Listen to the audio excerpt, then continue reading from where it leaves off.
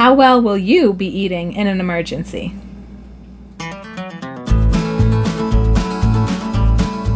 Hey guys, it's Jera with Wicked Prepared. Welcome back to the channel. In today's video, I'm going to be putting together another meal in a jar.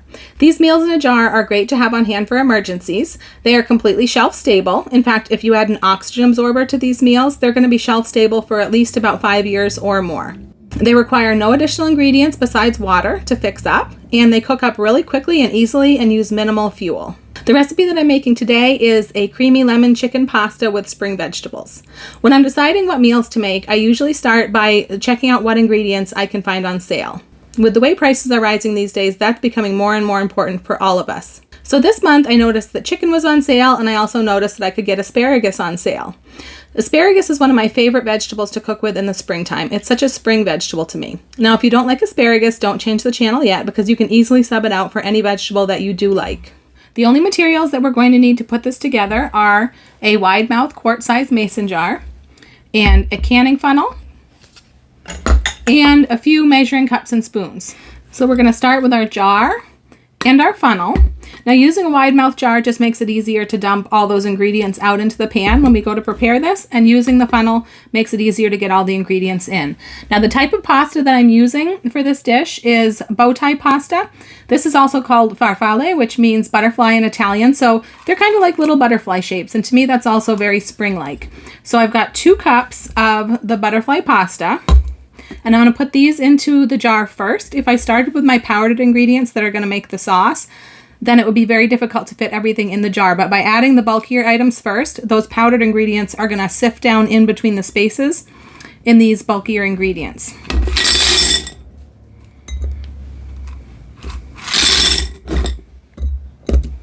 So there's our 2 cups of butterfly pasta.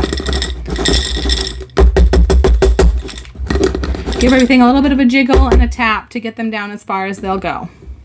Now, the next ingredient we're going to be using is sour cream powder, and we're going to be using a half a cup of this. Now, this is where I'm going to be shaking these ingredients down into the bulkier ingredients below. So the next thing that's going to go in is the asparagus. Now, the first time I made this, I added the asparagus near the top, and then you couldn't see it in the jar as well. And part of the beauty of these,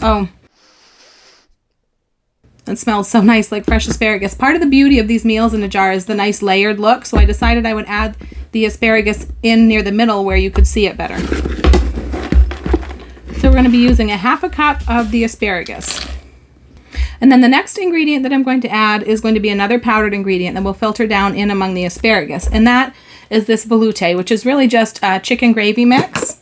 But these gravies are really awesome because the type of thickening they use, they're gluten-free for anyone who has to worry about that. And then the other thing is that they blend in really easily without clumping up, even if you're putting them into hot liquid. So now we're just gonna shake and tap that on down.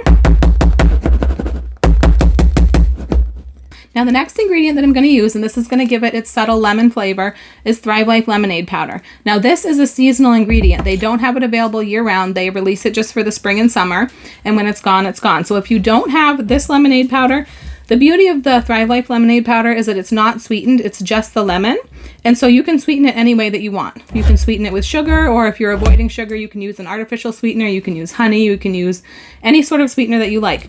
But because of that, you wouldn't want to substitute with a plain lemonade powder from the grocery store because those are sweetened and it wouldn't come out the same. So if you don't have Thrive Life lemonade powder, you can substitute a lemon juice powder. Now you can get that, I've gotten that from Firehouse Flavors, which is an online store. I'll put links down in the description to all these places where you can get everything that I mentioned.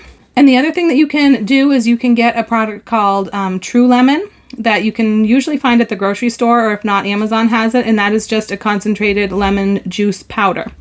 So if you don't have the lemonade powder, you're going to want to use one of those instead. But this is a really concentrated lemon, and all we're going to do is add a half of a teaspoon because that adds just a nice subtle lemon flavor. I don't want a really strong lemon flavor. Just a half a teaspoon is just enough. And if for some reason you find that you'd like more lemon flavor, you can always add a little bit more. But I liked it perfectly with a half a teaspoon. So next we're going to add in the chicken. And this is the seasoned chicken slices. These are the chicken that's on sale this month, so this is why I chose this. But this is my favorite chicken of all the freeze-dried chickens that I've used. I really like these seasoned slices the best. And by seasoned, they just mean that it's got salt added, basically. So they're a little bit more flavorful than just plain chicken. So we're going to add in a cup of chicken. Now this one, I'm going to have to give it a little help going through. And then we're down to our final ingredient, and that is mushrooms. And once again, just like the asparagus, if you don't like mushrooms, you can leave them out. You can substitute them for a different vegetable. I think that red peppers might be nice, red bell peppers. So you could substitute any of these ingredients or leave them out entirely. And I'm just using a 1/4 cup of the mushrooms. And that tops off our jar. We're just going to seal that up. And we have got our meal in a jar. You can't really see the asparagus very well because it's in there between all the powder, but it's in there. We know it's in there. All right, so I've got my skillet here. This is about a 12-inch skillet, I guess, and I've got my jar meal. So we're going to start by dumping this into the skillet.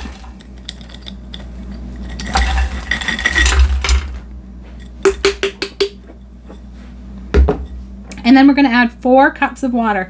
Now the great thing about these jars is that you can use these to measure your water even. These have graduated marks on the side. These hold 4 cups.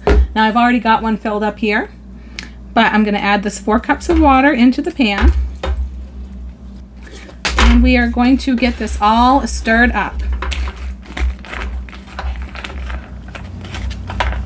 Just going to stir this to moisten all of the ingredients, and then we'll turn it on to cook. Alright, so that's pretty well moistened. Now I don't need to worry about a whisk or anything because like I said, those sauce mixes and that sour cream powder is going to blend right in really nicely. So I'm going to turn on my burner. Now I'm using my butane burner, and I do this so that I have a better camera angle for you guys than cooking on my stove, which is up against the wall. But I also do it to illustrate that this is a great option to have for grid down emergencies. Now butane it has some drawbacks. It's probably one of the most expensive fuels that you can cook with, but it's not really very expensive. I can get these canisters for about $2, and I've been using this one for several meals and it hasn't run out. And it's considered safe to cook with indoors because a lot of people use this for catering, and they use this indoors in a lot of Asian countries. So, and this stove was very inexpensive. This is the most basic one you can get, costing me about $20, maybe $25 nowadays, and it's all that I need. It's absolutely great. It has a really strong flame. It's absolutely amazing.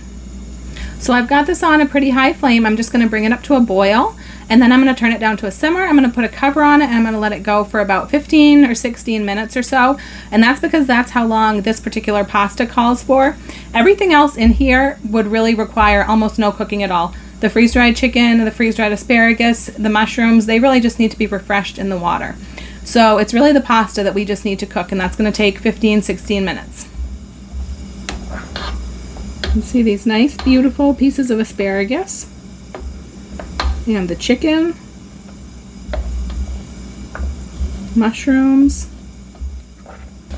Alright, so now that's really bubbling. I'm going to turn it down.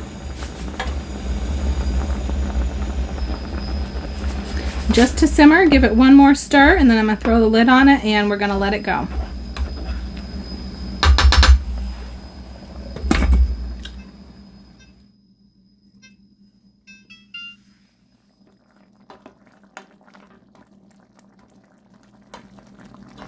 I find one of the biggest problems I have with this butane stove is actually getting it to turn down low enough to just simmer.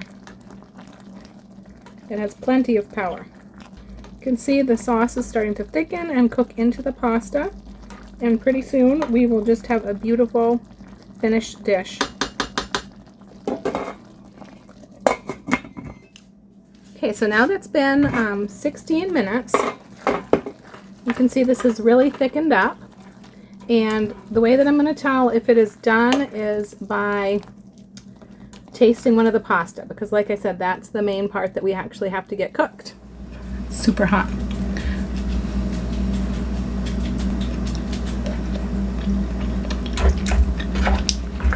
Pasta is done.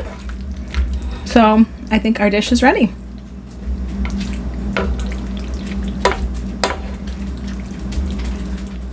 right, guys. There it is. And I'm going to dish it up and give it a try.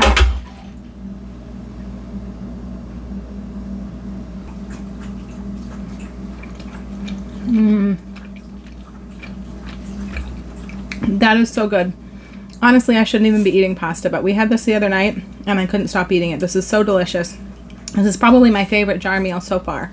The lemon flavor is really subtle. It's just enough to give it a little hint of lemon. I didn't want a real strong lemon flavor. And the chicken is just delicious. You wouldn't know the difference between that and fresh chicken. It's really delicious. It's amazing. So that's really all there is to it. You can see why I'm such a big fan of these meals in a jar. It's super simple to put them together in the jar, and then it's super quick and easy to fix them up into a meal whenever you need them. In a way, they're kind of like freezer meals that don't require the freezer. I think of them almost like homemade hamburger helper in a way, except they're better than hamburger helper, because to do a hamburger helper or a chicken helper, you have to have the raw meat, you have to cook it up, and then you have to add other ingredients such as milk usually to those besides the water. So this, you have everything all together. You don't need to add any milk, you don't need to add any meat, it's already got vegetables in it. You can customize it any way that you want. Like I said, if you're not a fan of asparagus, you can substitute something else. I think that green beans would be a great thing to put in these. Peas I think would be really great. You could do spinach. You could also do this with shrimp instead of the chicken. I think that would be really great with the lemon flavor. So these are really easy to customize any way that you want. It's also super easy to set up an assembly line if you want. You can set up 10 or 12 jars, open your cans, just scoop, scoop, scoop, and you can have 10 or 12 meals all ready for your pantry shelves in a matter of minutes. Now let's talk shelf life. The shelf life of the jar, just like this, without an oxygen absorber, would be at least a year probably, because all of these ingredients that I used in here are shelf stable for at least a year, just open in their can or their canister or whatever you have them stored in. Now, if you add an oxygen absorber to these jars, they're going to have a shelf life of probably 5 to 10 years, depending on the ingredients you put in there. Probably the shortest shelf life of any of these ingredients that I put in here is the pasta. And when that's sealed in an airtight, oxygen-free environment, it's going to have a pretty good shelf life. The only thing you do want to watch is that you don't want to have these exposed to a lot of light or sunlight, because where the jar is clear, it could fade away the color from some of your vegetables, especially the green vegetables. So store it in your dark pantry or in a dark area. The other thing that you could do is use Mylar bags instead of the jars. Now, some people like to do this in any case if they live maybe in earthquake country, or if it's something that they might be taking along with them. People who live in RVs, people who might take them camping or backpacking are going to use the Mylar instead of the glass jars. I hope you enjoyed watching me put together this meal in a jar. I hope maybe it inspires you to start putting together some of your own emergency meals like this. Don't forget to like, share, and subscribe. And if you made it all the way to the end of the video, leave me a lemon emoji down in the comments. I'm Jara with Wicked Prepared. Survive today, thrive tomorrow. We'll see you next time.